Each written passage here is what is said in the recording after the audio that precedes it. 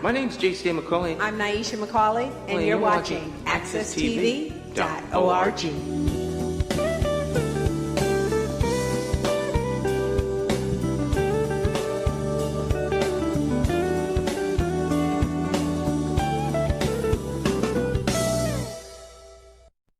Good morning and welcome to the challenge.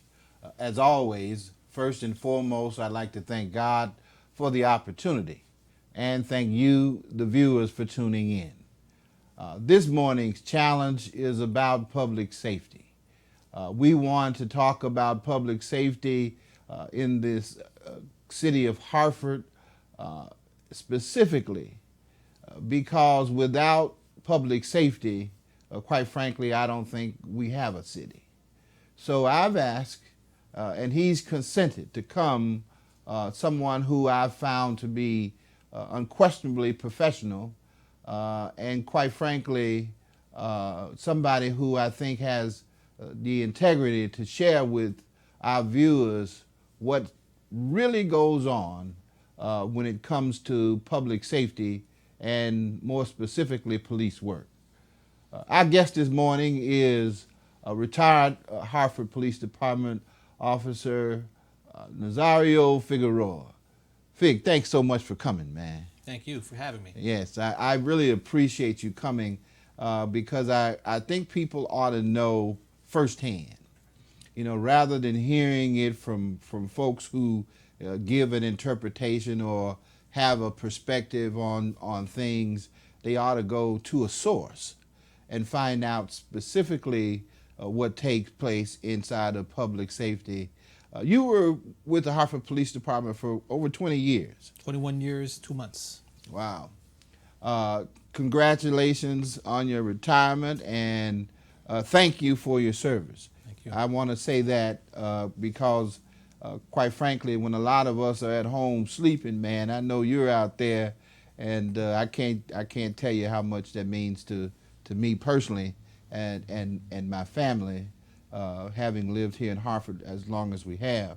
But Fig, you know, I want us to get a dose of reality this morning. So tell me, why did you choose public safety? I know, you know, just having conversations with you, quite frankly, you know, you're almost, you know, you're so adept and adroit in terms of your thinking, man. You're very, very intelligent, obviously has skill sets that don't necessarily look or seem like they fit inside of police work, but you chose policing as a career. Why'd you do that? Quite simply, I didn't grow up with the mindset to become a police officer, first of all.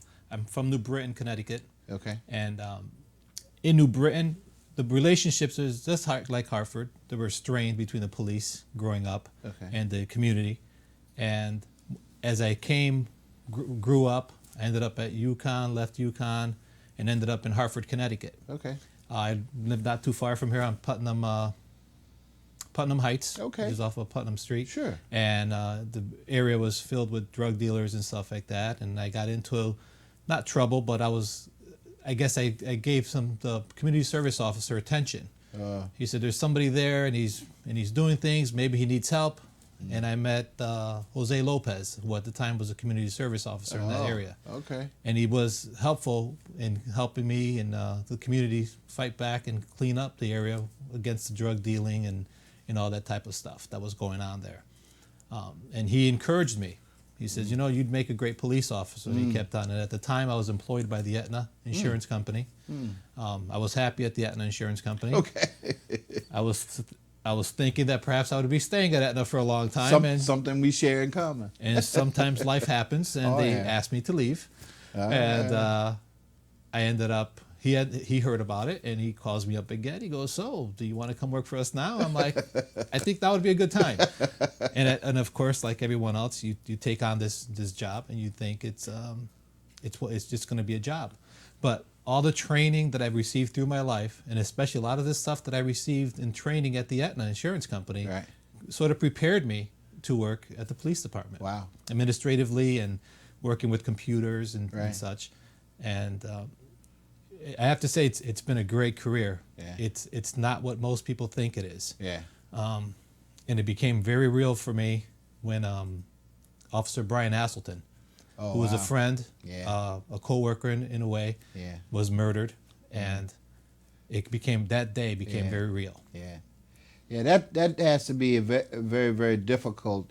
It would be for anyone, and I think that's one of the reasons why, in a lot of cases, as most people would view police officers and the authority that they have as something unusual. That makes us all very human. I remember it too, quite frankly, and I don't want to sound patronizing, but to me, I think that sometimes people they sort of dehumanize each other, and they don't think they're not looking at it from the perspective that you're just like they are.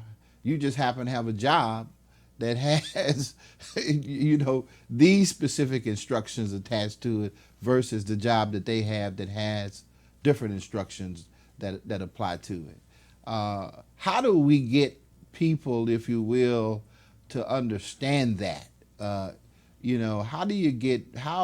does your training, if you will, get people to, or does it get people to see you as a policeman doing your job simply because that's the job you've been tasked with doing? I think first of all, like for most police officers, I would think that you would not think of it as just like firefighting. Uh-huh. It's not a job. It's a way of life, Uh-huh. and it's a calling of sorts. Amen. A lot of the people that, like Brian Asselton, for instance, was a former Marine. Mm. Then he worked in the correctional system for a bit, and then became a police officer. Just like many of the gentlemen that I worked with, a lot of them are all military guys, and they have this love of country and this love of service, and it's embedded in them. A lot of them come from family members that were also police officers. So there's a huge sacrifice that they understand, and they put forth in their career. So it's like God, country, and in service. And this is what they live by. So a lot of people don't understand. A lot of times that they're doing things or they're making decisions based on what they've been trained on and what's sort of expected of them. It's not, when people say, "Oh, cops are not human" and stuff, they are. They absolutely are. Absolutely. But they just have a duty to conduct Sure. at all times. Sure. And Sure. the way they live their life, we're also we have to live our life in a certain way. Yeah. And there's an oath that you take, and then there's a way of officers' code of ethics that we must abide by. And and if you want to become successful in your career, if you maintain that vision, or that, not tunnel vision, but that vision to this is how I should live my life, and this is how I should treat people, and it's like something like everybody should do. If you're a good Christian and you believe in the Lord, your life is better. Yeah. And it's the same with police work. Right. If you do what you're supposed to do, Right. 22, 25 years, will come and go, and you'll be like, Yeah. what happened in this time? Yeah. Yeah. That's a great perspective, for us to embrace, because I think a lot of times we're only hearing about the awful things that happen, and they become actually magnified. And I think that for whatever reason, that stigma, that's been attached to law enforcement, just doesn't seem to want to go away. And maybe it shouldn't. I don't know if it's for everybody, if you will. If law enforcement is intended to be for everybody. What do you say to that? I don't believe it is. Okay. Quite simply, it just isn't. It's very difficult, and I put it quite frankly to people. I said, listen, can you walk on water for 25 years? Because if you can't, then perhaps this job may not be for you. Yeah. Because it's a very, you have to live your life a certain way.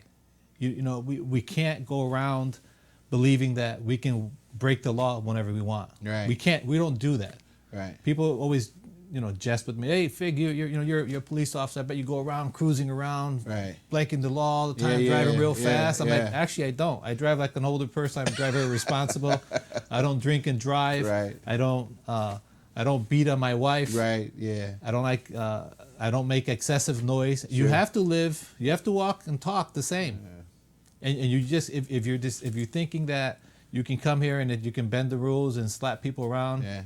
I mean, there's a time for everything, and there's a time when you're supposed to do what you're supposed to do. Yeah. It's as simple as that. It's like you're going to be, as a police officer, you're going to carry everything you have done in your career, whether it's been good or bad. And you only want to hope. I mean, most police officers would want to walk their life and constantly just do all the good stuff. And sometimes they're human. Right. And if they make that one mistake, that one mistake is going to overshadow everything else good that they've done. It's unfair, but that's the medicine you got to swallow. So that's the reality.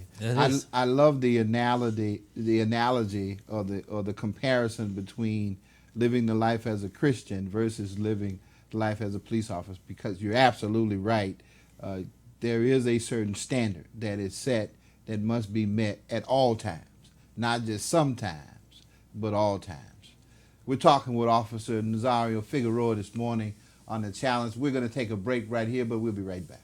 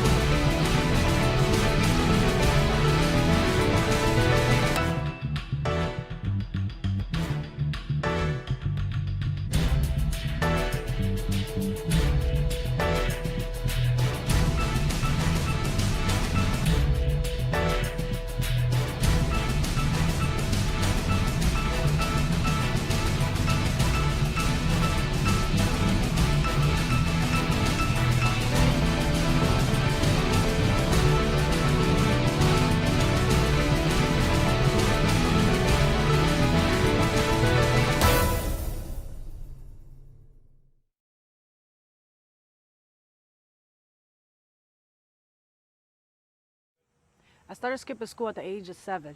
My mom didn't realize until she actually went to go pick up my notes. And she realized I was getting left back.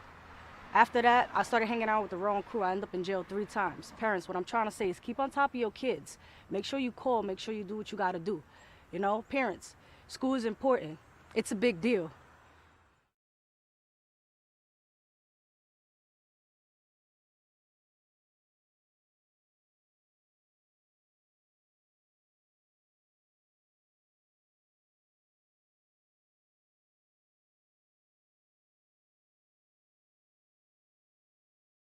We're talking this morning with Officer Nazario Figueroa, retired Hartford Police Department, 20-year plus veteran, who obviously has had to face many things in his career, but has, quite frankly, I think, been a great example of what it means to be in public safety, and more specifically, what it means to be a police officer in a city that looks like Hartford, Connecticut.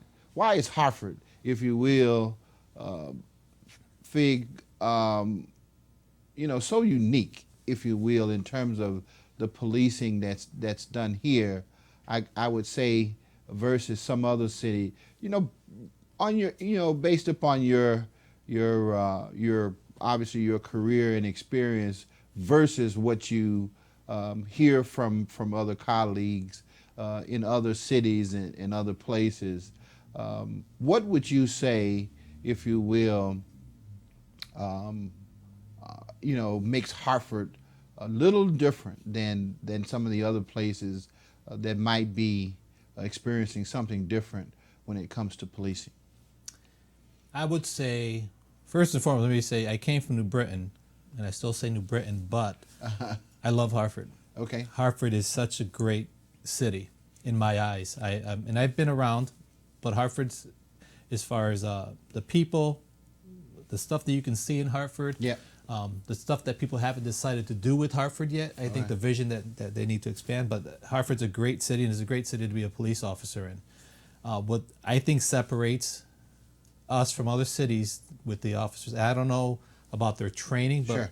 for the most part, police officers all receive the same training. Right.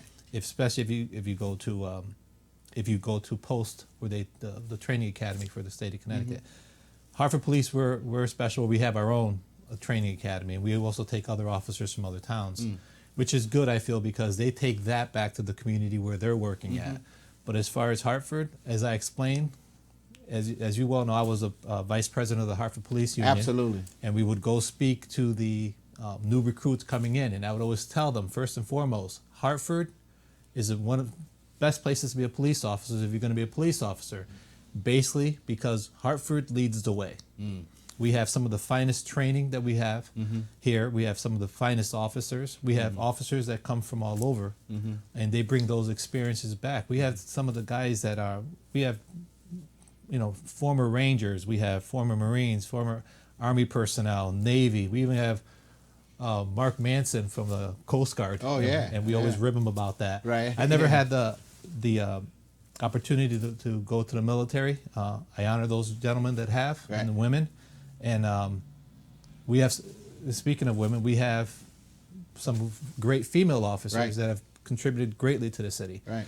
And because of that, I always tell people we lead the way as far as training and innovating. Diversity. And diversity. We have a bunch of folks that are going to be promoted, I guess, on Friday. And that group is going to be very diversified.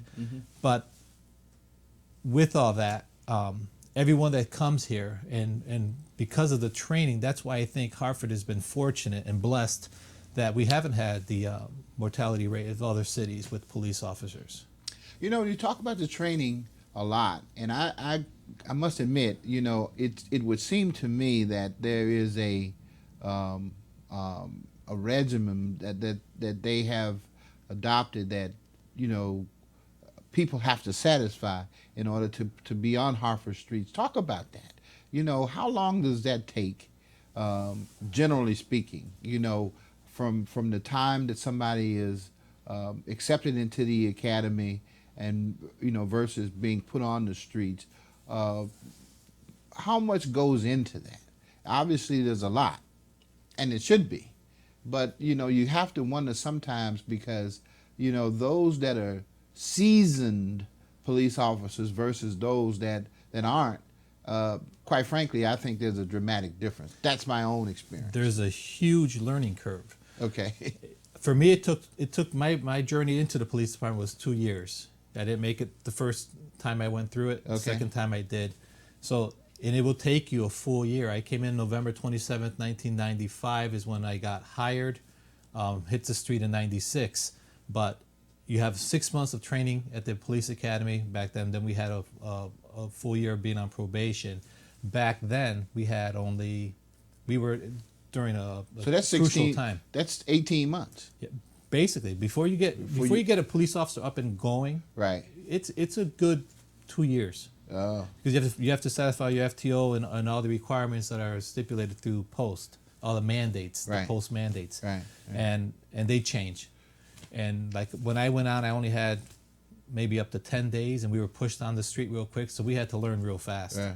And now that FTO period, the field training Right. officer with his probationary patrol officer, Yeah. that training period, I think it's now 3 months, and then they have to finish their FTO training, and it's rough. It's not for the timid. It's like there's a lot of work, a lot of administrative work. You have to be able to write and speak Sure. in English, and you have to be able to write in reports, and it's the reports that can stop you. Right. Driving. Right. You need to be able to drive a car. Right.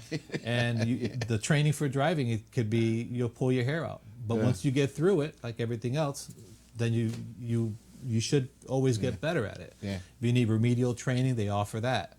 But just getting on. If you've never lived your life, like you can't be a criminal and then decide one day, oh, I'm going to become a police officer. Right. It's not going to work. Right. You can't come in here and start lying, Right. or come into the police department as a liar and Right. think you're going to get on. Right. You're not going to. It's going to come out in the testing period, Yeah. and you'll be exposed, and they'll ask you, thank you for your time, and you can leave. I'm glad I was about to digress too before you even get to the academy kind of thing. What kind of person, if you will, or what's the typical profile of a person who becomes a police officer? I don't think there's a typical person that would become a police officer. There's a person that has, like I would say, they have certain attributes already that are given to them. And then you would have to add That are just innate, that are just a part of their it's character. their character. Yeah. They would have to be a person of good character. We can start with that. Yeah. And then you would add on the rest of the stuff, because a lot of the stuff is you learned. Yeah. It's like it's someone like in some place like as culture as diverse as Hartford, it would behoove you to try to learn another language. Right. It's going to help you. At Sure. least learn how to communicate little things. Are you okay? Yeah. Little phrases. Where do you live? Right. You may find a child that has just gotten here. Yeah. From another country. Right. And he's lost. And you need to be able to communicate somehow with that child. Absolutely. Or someone that has Alzheimer's and all these type of training things. They actually do try to provide for you. Right. And they will pick up. And there's a need for this. And we have enough people here at the police department that are open to suggestions. It's not like it's paramilitary, but it's not military to the point where like we're not going to even listen to you. Yeah. Everybody's part of the unit. Yeah. It's true. You're only like where I came from on third shift. Right. It's called C squad. It's Yeah. A, B, and C Yeah. for each shifts. And on C squad, we did the most that we could with the least possible personnel by the time the end of the night was going on. And we had guys that were able to do so much. And just constantly, like sometimes you're overwhelmed, but you get through it, and you all work together as a team. So you're always as strong as everybody. The whole unit's strong. Yeah. That's a well-oiled machine right Sure. there. If Sure. something breaks down, somebody's going to come back and pick up that slack and bring that officer along. Right. You never feel alone. Yeah. You know what I mean? It's Yeah. it's a strange connect that officers have with one another. Well, but I understand. It's chemistry, but it's really understanding the role that each person plays that helps to make the team better. I mean, if you understand the concept of teamwork, you realize that nobody's any more important than the other person. They just do different jobs, maybe. And that's what it sounds like. It sounds like you might have a quarterback that's a Brady or something, but everybody on the team has to be functioning and has to be working in order for. And they work in concert. Yeah. They don't. It's not like one person's going to go out on his own and try to do this one thing. It's like Right. everybody's going to be joined and they're going to decide. Right. It's like people say, well, if I had this officer, he would have done something different. Right. I said, not necessarily so. I said, I can get you 5 officers from distinct different backgrounds, and you give them a situation, and then tell them what would be the final outcome, and each one of those officers would have the same outcome for the most part, because it's based on their training and experience. In the interest of full disclosure, I myself personally, have been involved in an integral part of Hartford policing. I sat on the Firearms Discharge Board of Inquiry for a number of years. So Officer Figueroa and I have known each other for quite some time. And if what we're saying, seems to be intricate and seems to be more specific, it's because we've had an opportunity to have certain exchanges because of my interest and involvement in policing in the greater Hartford area. We have to take a break right here, but we'll be right back. Now, some insurance companies brag that they could be on the scene of the accident right after it happens. Whose interest do they have in mind? Yours? I don't think so. You may be one paycheck between you and the street, and you have 3 children work in another town. You need that car and you need it fast. If you have an accident, call me, Attorney Jeffrey Dressler, 24/7, 1122.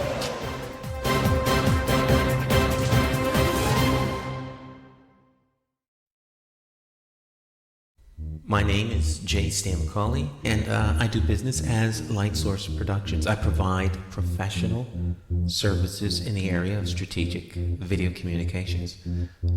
First, what we do is we help you craft your message using what I call the rule of the 5 W's: who, what, when, where, and why. We do event documentation, content acquisition, full-scale productions, editing, and of course distribution through our social media television network. And with social media, video is more important now than it has ever been. Whether you're talking big business, small business, nonprofit, church, or just an individual. Let's say you plan you're planning an event, a wedding, whatever the case may be, but let's say a big event, but no video. And you spent all this time, all these hours to put this event on, and maybe 100, 200 people attend the event. But more important than that is that thousands could attend by watching it on social media. But of course, you don't think about this until after the event is over. You can't afford not to capture it for social media. And despite what people think, I am affordable. Give me a call. Let's plan your next video project and share it with the world on my social media television network.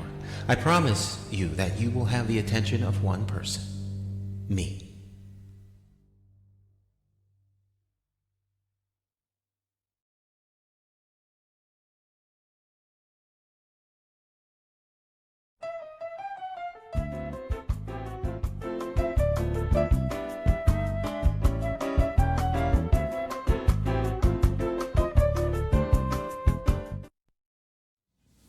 We're talking public safety this morning with retired police officer Nazario Figueroa, vice president of the Hartford Police Union, 20-plus year career as a law enforcement officer extraordinaire, in my opinion.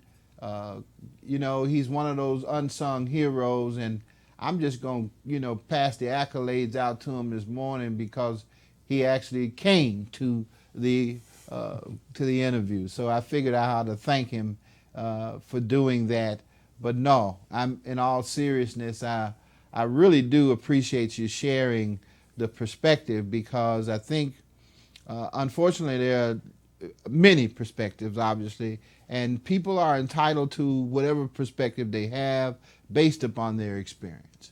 And I know, people who encounter police officers who, quite frankly, have bad experiences, who, think that, all police officers are the same, who believe what they see applies to Hartford the same way it might apply in Ferguson, Missouri, or someplace else. But I think part of what we need to do is to dispel some of that simply by communicating, by talking to each other and sharing with each other, what it means to be in these kinds of careers, and to understand what people in these kinds of careers are experiencing themselves. And so my hope is that our conversation doesn't stop here today, but actually just begins to open up the minds and hearts of people so that they can see a perspective that they may not ordinarily see from somebody who has been serving in your capacity for so many years. All that being said, we were talking about before, the type of person who becomes a police officer before he even receives the training, making, or deciding that this is the kind of career that I may be suited for because it is a great career. The money is good. The job is obviously dangerous, but if you stay focused on the work, you can live, if you will, an accomplished life, if you will. So I guess the question now, at this point is, for those people who have had bad experiences with police officers, everybody wants to know how some avoid those bad experiences and others seem to have even more bad experiences with police officers. What do you say to them?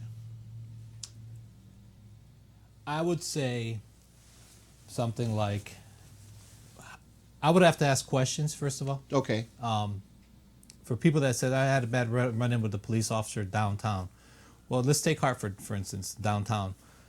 You have maybe, if you have a downtown special detail, you have a group of officers that are there, you have a bunch of people that are acting lewd, drunk, or could be high on drugs or whatever. You have 3 officers and you have 800 people. The only thing that's separating that officer from being taken and beaten up or whatever is his training and the other officers that are around him. Sometimes the officers are, if officers are overwhelmed or it's a situation where there's sort of chaos at that particular time, it may not be the best time for you to go up to that officer and start yelling at him because somebody just took your cell phone. Yeah. You're not going to get the response that you want. Maybe you might want to taper that for later on. Right. But it's usually situations like that. I mean, even I've been in a situation where motor vehicle accident, everybody's in the middle of the road, and I'm telling people you have to do this, and they won't do it, and I will turn into a different person for the sake of law enforcement and public safety. And the person will actually react to me and do what he does what I'm telling him to do. And then later, I will go back and I'll apologize and explain to him why I did what I did. And then they understand. Sure. And a lot of times it comes down to the communication part of it. Okay. I mean, if that officer's having a bad day, that officer that you just ran into just might have came back from a place where he was involved in running into a building fire and he dragged out some kid that was out. So that officer, that human side of that officer, there's a problem there. He needs a timeout and you're coming at him at the wrong time. Or for instance, you may meet an officer and he may just go off of you as soon as you say something. You don't know what that officer may be going through, or that officer could be a jerk at the same time. And if that's the case, find another one. Don't argue further with him. I would just say, if you have another issue, find another officer that'll help you.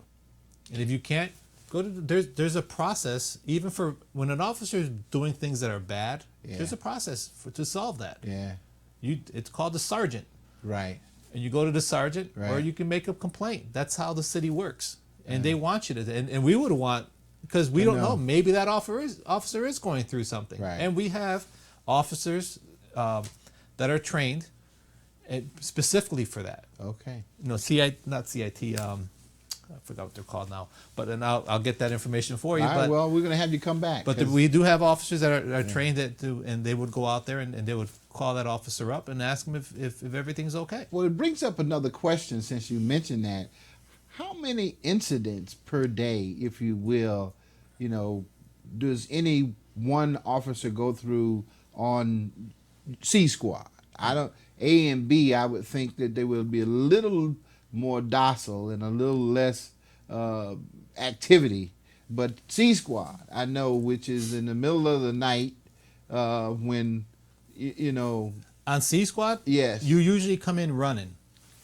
So you get sometimes you're loading up your car, and it could be as simple as you going out to the parking lot to find your car, and next you know there's shots fired or some craziness going on, and you have to just jump in your car with the equipment you have and take right off. Wow. And sometimes it just never stops, and it's like, to me, it was always nice because the 8 hours kind of went by fast. Okay. But the quality of work, it's not like sometimes you have more time to give more time to a call. Like the difference with a lot of calls on third shift is, and sometimes you just didn't get back to finish them. There's so many calls. There's so many violent or more calls that require more. But the character of the person you're dealing with, you're not going to get all the information you need. Right. So there's a lot of cases that fall to the wayside because you just don't have the information. You can't build that probable cause you need to close that case. Right. But if you're able to get that, it's a quick arrest. And you go to, person goes to jail hopefully, and everything goes the way it's supposed to. But that's one of the problems. And you can't go back. Like once you've broken down that crime scene and everything, to go back and try to reestablish and try to talk to people to get the information that you need to direct to close that type of case is more difficult than, say, first shift, because now there's people up. It's like when something happens in front of your house and you're looking for witnesses and you're knocking on somebody's door at 4 a.m. If I was just a regular resident, I wouldn't be opening my door at 4 o'clock in the morning. Someone pounding on my door. Even if they're screaming police, you don't know. You're half asleep. But during the daytime, everybody's awake. So it's easier to get information sometimes. Before we go, and the kinds of issues that you deal with are really complicated in my opinion, because quite frankly, in some cases, in the city of Hartford, because I know its makeup, you're dealing with literacy, you're dealing with mental illness, mental health issues. You have a smorgasbord of things. Homelessness. But, yeah. So I guess the final question this morning, and I hope you'll come back, but this morning is simply, how do you maintain your own sense of normalcy, if you will, after the job, or in spite of the kind of work that you do? I guess, can you speak to that, please? Usually, a lot of times, I would find myself up at Elizabeth Park at the Overlook, having a cup of coffee or a cup of tea and watching the sun come up. Amen. And just giving praise. But a lot of times, at the end of the week, if I had the time, those times I like to find the time. Yep. I like to go to St. Patrick's St. Anthony Church. All right. I'm a parishioner. All right. That's where I find my strength. Yeah. And mostly I get it from my coworkers. I have I always had a tight group of guys that they were my backbone. Yeah. And family, I didn't want to bring that stuff home. Sure. But they understood, and we can bark at the moon. Exceptional. And feel a little bit better afterwards. Yeah. I have a good friends.